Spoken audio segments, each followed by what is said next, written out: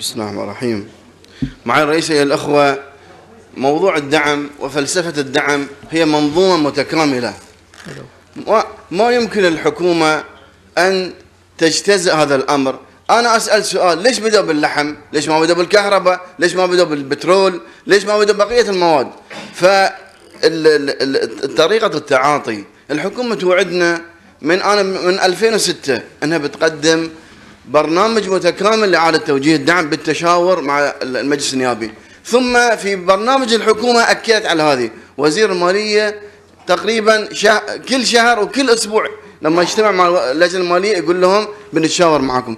فنفاجأ بهذا الخبر وهذا القرار الذي سبب قلق كبير لأهل البحرين، وسبب حقيقة بلبلة كبيرة في الشارع البحريني. ما ندخل مجلس في المساجد في كل الأماكن يقول لنا شلون بيشترون عن الدعم؟ هل احنا بنستطيع نشتري لحم في رمضان ولا بعد رمضان؟ فليش هذا الطرح؟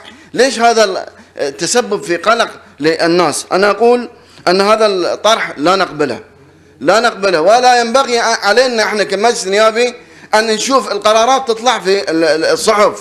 احنا نمثل الناس، يجب على الحكومة أن تأتي بمنظومة متكاملة وتقنعنا، وما في أن نوجه الفائض من هذا الدعم لفئة دون فئة. لا، احنا ما نرضى أي بحريني.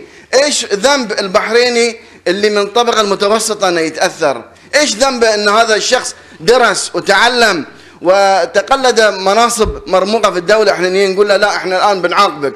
فأنا أقول مثل بقية دول الخليج، إذا أردنا أن نوجه الدعم لا يتضرر أي بحريني، أنا أقول أي بحريني، وخاصة الضعفاء. شكرا معالي الرئيس.